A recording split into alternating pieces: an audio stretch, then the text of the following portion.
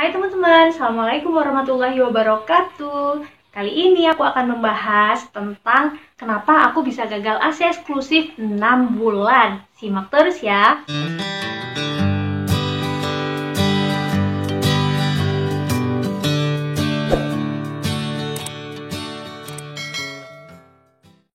Teman-teman, kalau ini pertama kalinya kalian mengunjungi channelku ini, jangan lupa subscribe dulu ya. Nanti like dan komen juga di bawah supaya aku tahu apa yang kalian pikirkan. Oke, langsung aja aku akan kasih listnya. Kenapa sih aku bisa gagal ASI eksklusif 6 bulan? Padahal ASI eksklusif 6 bulan itu penting banget kan buat bayi kita. Oke, langsung simak berikut ini. Yang pertama, aku itu tidak IMD atau inisiasi menyusu dini. Yang kedua, beli susu formula. Yang ketiga, jam pumping yang berantakan. Nomor 4, tidak melakukan power pumping. Nomor 5, waktu bertemu anak yang terbatas. Oke, sekarang aku jabarkan satu-satu ya teman-teman. Untuk yang pertama, aku tidak melakukan IMD atau inisiasi menyusui dini. Jadi setelah aku melahirkan, itu kan anaknya harusnya dibawa ke atas dada ibunya untuk dia langsung mencari payudara kita dan langsung menyusui dini gitu kan.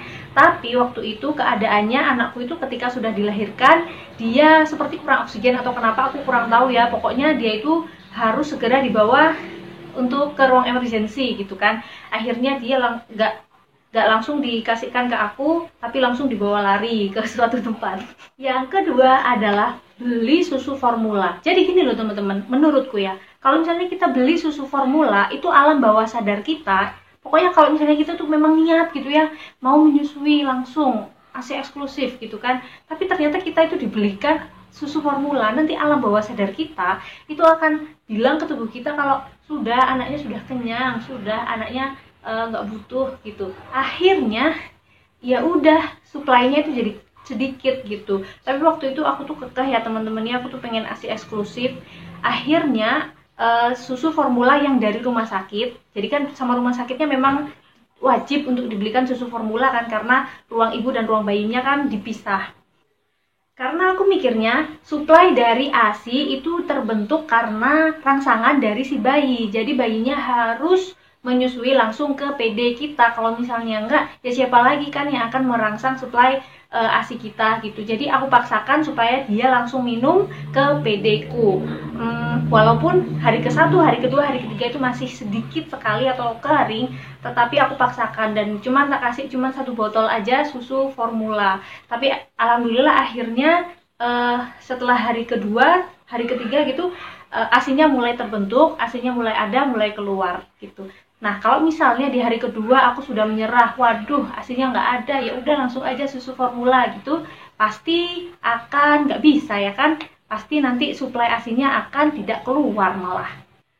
Dan lalu teman-teman, aku itu beli sufor lagi setelah anakku usia 6 bulan, karena setelah 3 bulan kan aku harus kembali bekerja. Akhirnya kan berantakan ya semuanya, jadi akhirnya aku beli sufor. Nah, ketika aku beli sufor setelah anakku usianya 5 bulan setelah anakku usia 5 bulan aku baru beli sufor. Tapi setelah beli sufor itu memang bener-bener kayak otak kita itu kayak merasa sudahlah gitu, anaknya sudah kenyang, anaknya sudah cukup, anaknya sudah nggak butuh ASI gitu.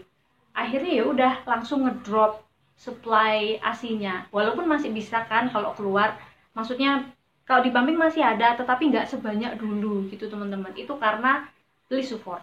Alasan yang ketiga adalah jam pumping yang berantakan. Karena setelah 3 bulan aku itu kerja, akhirnya kan 10 jam ya, sekitar lebih deh teman-teman, 10 jam, lebih dari 10 jam aku tuh nggak ketemu sama anaknya. Dan pumping di tempat kerja itu nggak kayak pumping di rumah kita kan teman-teman. Jadi tempat kerja itu bukan tempatnya Pak D kita gitu kan, nggak bisa seenaknya kapanpun pumping kan. Padahal pumping itu harusnya kan setiap 2 jam, setiap 4 jam itu bener-bener harus pumping. Tapi di tempat kerja cuma bisa jam istirahat aja, dan itu pun sangat limited, cuma 15 menit. Akhirnya ya berantakan dan hancurlah itu supply.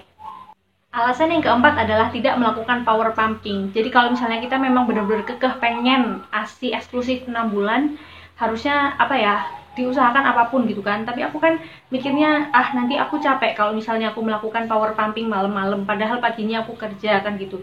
Ya namanya ibu-ibu kan memang harus ada yang dikorbankan ya. Kalau misalnya pengen ASI eksklusif ya harusnya aku power pumping. Aku memang power pumping tapi nggak setiap hari. Jadi aku mikirnya kalau aku power pumping maksudnya aku bangun jam 3, jam 2 untuk power pumping, aku akan ngantuk besoknya dan nanti bahaya di jalan karena aku naik kendaraan sendiri kan ke tempat kerjanya. Jadi aku mikir keselamatan first, safety first. Akhirnya aku memilih istirahat daripada power pumping. Dan karena tidak power pumping itulah akhirnya supply susunya semakin berkurang. Alasanku yang kelima adalah waktu bertemu anak yang terbatas. Jadi ya memang kan ya di tempat kerja 8 jam, tapi kan masih lembur, masih misalnya masuk jam 7:30 kan berarti harus datang jam 7 kan gitu. Jadi akhirnya kan benar-benar 10 jam lebih nggak ketemu sama anak, dan anaknya itu jadi lupa kan sama cara menyusu langsung ke PD kita. Dia bisanya nyusunya di dot. Nah itu udah bener-bener hancur sudah. Jadi akhirnya itu menghancurkan supply ASI kita.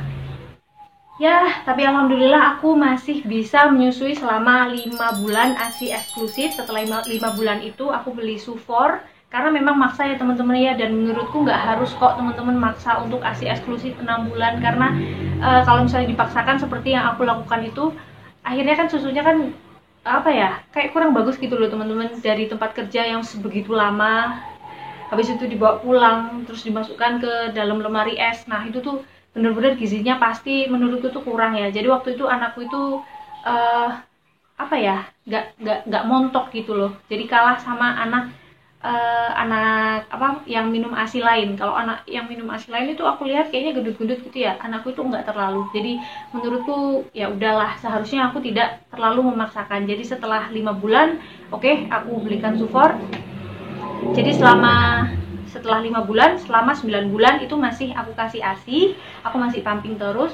Jadi 9 bulan itu ASI plus Sufor, dan setelah itu sampai sekarang dia minum Sufor aja.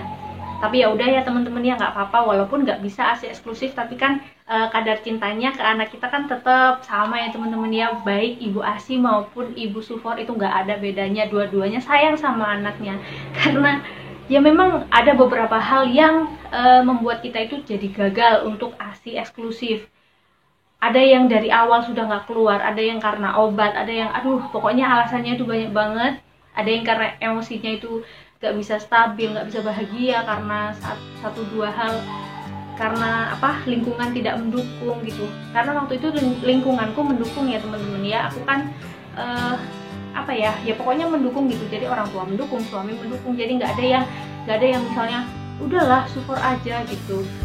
Karena terutama di pertama kali menyusui, maksudnya di hari 1, 2, 3 ketika ASI kita itu masih kecil, masih sedikit sekali, itu tuh benar-benar dukungan dari orang sekitar itu harus kuat. Karena kalau misalnya mereka ada yang nyeletuk misalnya udahlah langsung Sufor aja, atau orang nggak keluar gitu loh, udahlah nggak usah maksa gitu misalnya.